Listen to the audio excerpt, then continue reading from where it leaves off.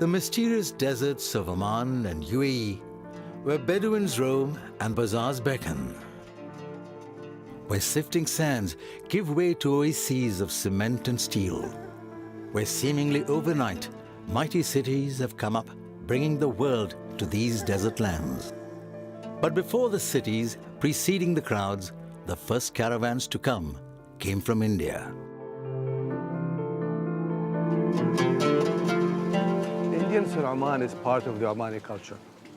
So yes, we work very well together. And this is not new, it's been here for hundreds of years. These lands granted Indians the chance to make their dreams come true.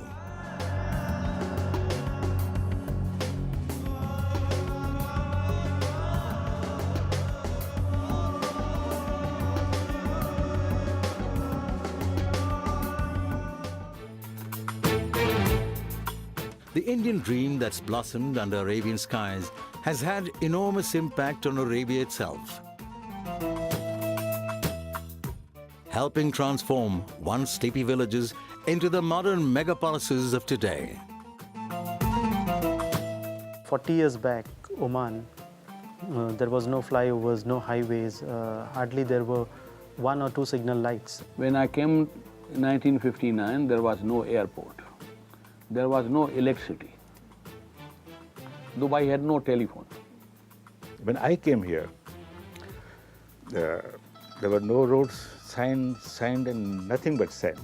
These shimmering cities in the sand owe as much to Indian ingenuity and integrity as Arabian panache and pizzazz. Dubai has changed and changed. There's not even a month passed when Dubai has not changed. Today, it's totally, the face of Oman has been changed, uplifted. And Indians have, I can say they played a vital role over here in building the infrastructure. The infrastructure conglomerate, Gulf Air, played and plays a vital role in this ongoing transformation of Oman's infrastructure. One that its visionary founder, Dr. Muhammad Ali, is rightly proud of. Today, Oman is one of the most modern or developed country in terms of infrastructure, and as a company, I am proud that I'm a partner in their development and built many of this infrastructure by my company. Everything you see today, flyovers, 70% of this was finished at 85 because His Majesty wanted to put Oman on the map of the world. Indeed, building the Gulf isn't just about infrastructure, it's about people. Almost 20% of the Omani population and about 30% of UAE's population is Indian, making them one of the largest expat communities in the Middle East. My great-great-grandfather came first here in Oman. Our records say 1870, but here Omani people, they say your company is more than 200 years. The Khimjis are today Oman's biggest importer of luxury goods. Well established in their adopted country, they are now looking back to the country of their origin. Looking east to India. And this effort is spearheaded by one of the youngest Khimjis to join the family business. Proof that there's an Indian in this son of Oman. The Oman-India Joint Business Council was put in place about 5 years ago. And it's basically to help network various businesses between Indian businesses and Omani business to come together, because India has got a huge history of experience with small medium enterprise, and Oman is in its nascency. Like his ancestors before him, Pankaj is busy helping build Oman in the new century. And this work of building is encouraged by centuries of shared history. In 1971, the Federation of United Arab Emirates was formed, and the UAE began to reinvent itself as a trading hub. making Indians uniquely suited to take advantage of the facilities these city-states offered. But they weren't just fair weather friends. When immigration to the region slowed down post the Gulf Wars, it was a record migration from the Indian subcontinent that made up the short flow. One family that's borne the witness to the triumphs and tribulations of not just a country, but this entire region is the Jashanmal family. Starting as a simple desert trader, the enterprising Rao Sahib was quick to spot the potential of the oil boom and use a much-in-demand skill he had by virtue of being a British subject.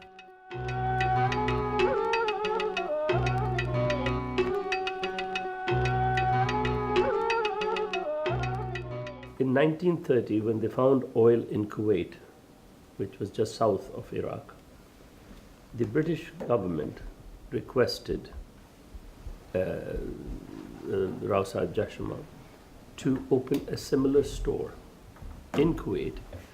This then became the blueprint for the rest of the Gulf. These early successes paved the way for the creation of a mighty Jashanmal empire that's still going strong. When we were kids, we used to go with my father to Jashanmal. At that time, this is the only shop, we can find everything there. So now we grow up and we are supporting them and anything, we are one family. Family and community are watchwords for most of the diaspora settled in the Middle East. Little wonder then that Indian immigrants here started to recreate the close community bonds they'd left behind when they came to these lands of sun and sand. When I came here, I saw the barrenness of the mountains, and I said, this is the place where I'm meant to start my life, and how I did his history. Mixing the melodies of India with the rhythms of Arabia, Vasanta began to spread her love of music and dance to a whole host of eager children.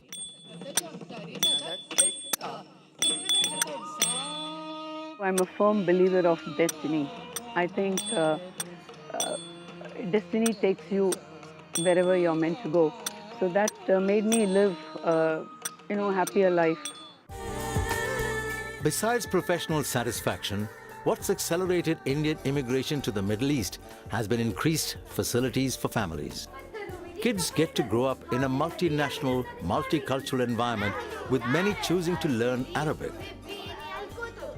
This lesson is a speak about how to choose suitable gifts. هذا محل الملابس. تعالي نشتري الهدية من هنا. السلام عليكم. وعليكم السلام. أهلا وسهلا تفضلوا. ملابس جميلة ملابس جميلة. شكرا. For these young students, even the sky is no limit. They dream big and fly even higher. We at IHS believe in creating proactive global citizens.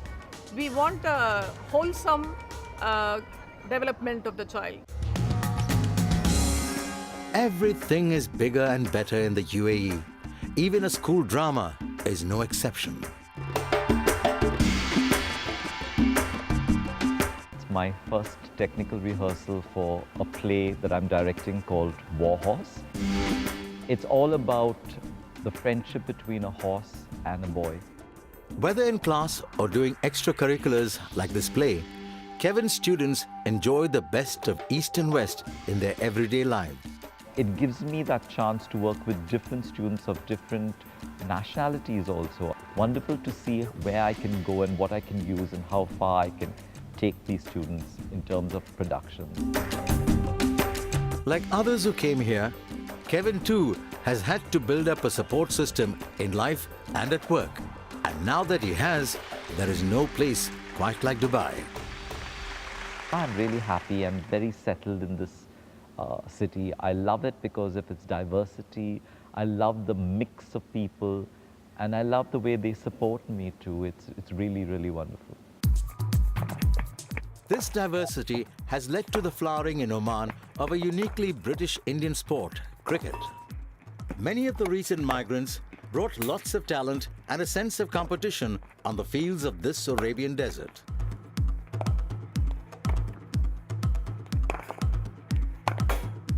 Oman national team is mix of India, Pakistan, Sri Lanka and locals, Omanis. Well, the good part about is when it comes to cricket, there is no nationality. I mean, it is just one thing which matters, which is cricket, and that is passion on the field all the while. These youngsters have succeeded in making this gentleman's game more and more popular in this desert land. I landed in Oman in 2003. I have just finished my graduation and I immediately got my job in Khimji Ramdas LLC as a professional cricketer. Secure jobs and the freedom to pursue their favorite sport have given these youngsters a sense of achievement and satisfaction in both their personal and professional life across the Gulf.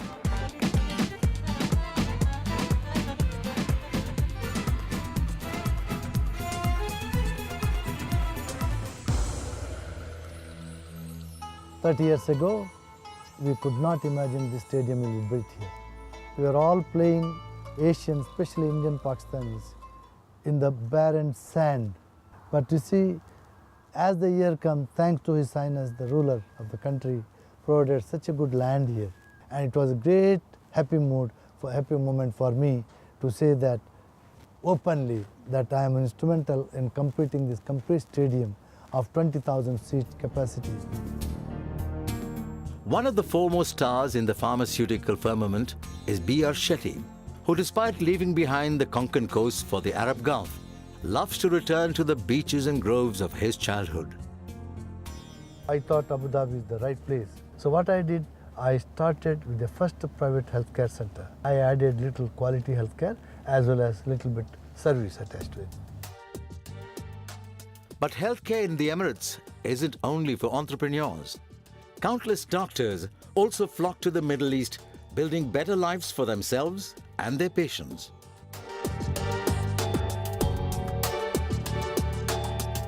This place has given opportunity for people to work, and the atmosphere here has always been excellent.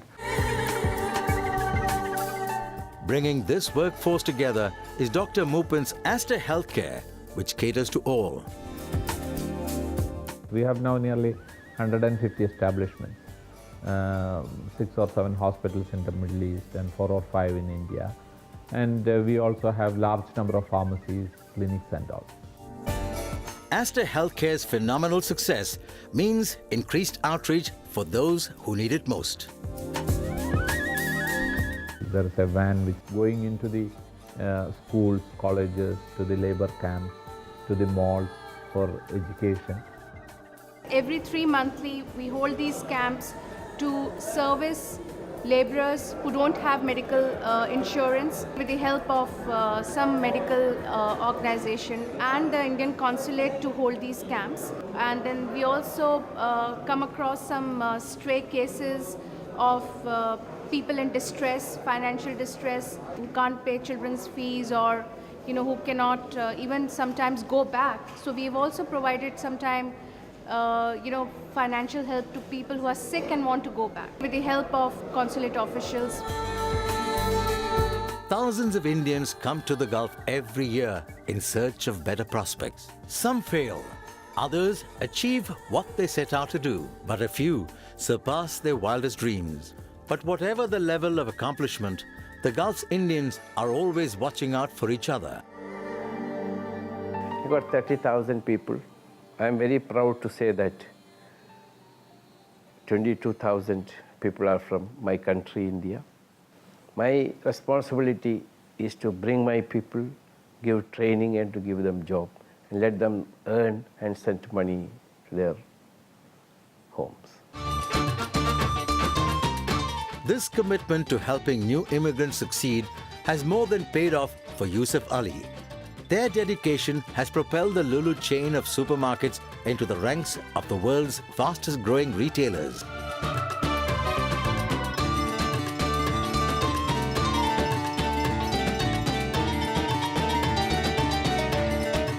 unrivaled quality that meets unmatched price means that people of every nationality flock to Lulu's just as they flock to the Middle East, which has become a melting pot of cultures and their cuisines.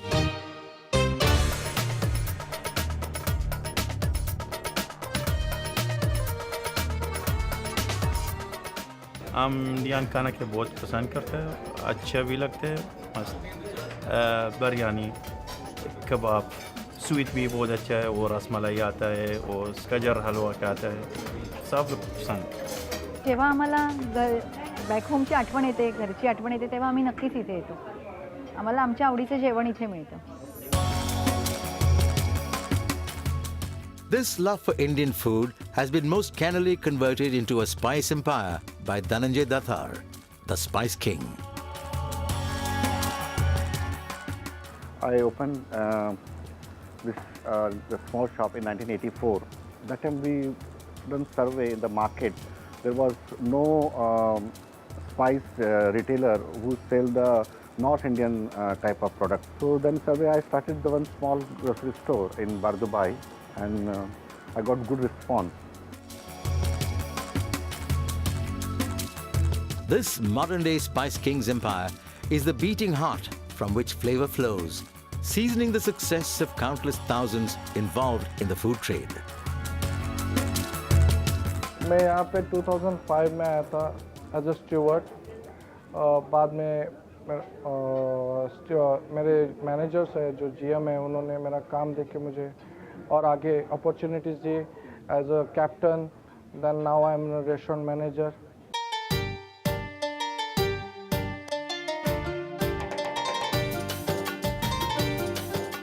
While the call of home is a strong pull, the more than 2 flights that connect India to the Gulf every day means that home is never more than 3 hours away. This interconnectedness means that more and more Indians are joining the rest of the world in discovering the Middle East's magic, which pleases Lama Tours owner Kulwant Singh. I believe tourism is just not a business. It is a business which also builds relationships. It is a business that also teaches you a lot about other cultures. It's a business that also eliminates boundaries. It is a business that also brings people closer. Bringing people closer to the shopping and tourist mecca that Dubai has become is Kulwant's mantra. After all, Dubai today is increasingly a gateway to both the East and the West. One that multinationals are quick to take advantage of. Business booms in the Middle East. The lure of petrodollars attract multinationals of every ilk, giving highly skilled Indian professionals the chance to come here. I was really keen to use my profession, use my training, and use all the years of studying that my parents had, invested in, and do something with my life. Corporate lawyer Jayashree Gupta did not have to compromise on her dreams. Instead, she took advantage of Dubai's unique position on the world map and became one of the top merger and acquisitions experts in the country. Indian law is like English law, is common law. Whereas in Dubai, the law is civil law and is based on Napoleonic codes and Egyptian codes. So it's codified law. And everything is in Arabic. So we're relying either on translations or you study Arabic. And I decided I would study Arabic.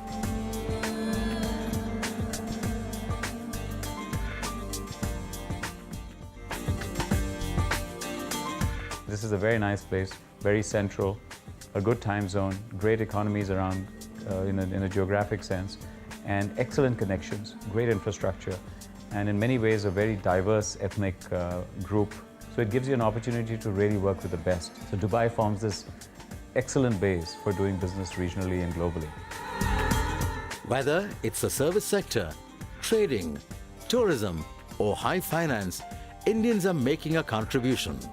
And one of the most glamorous industries that Dubai is attracting plays well to the traditional Indian love of song and dance.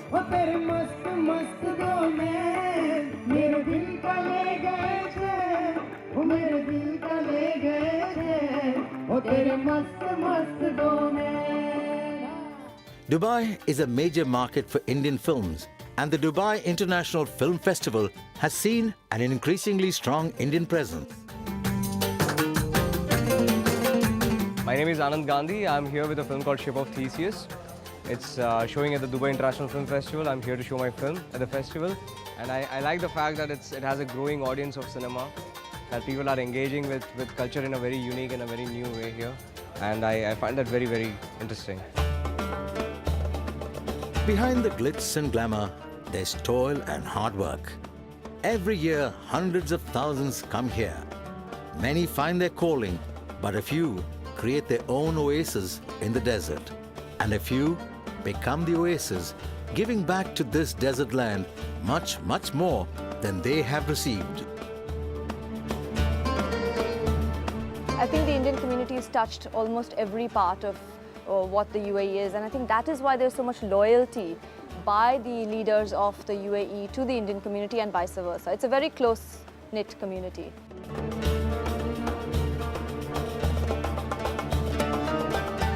If the expat community has been the major contributor to the Oman's development over the last many years, and if two-thirds of them are Indians, you can say that two-thirds of Oman's economy owes its gratitude to the Indian diaspora.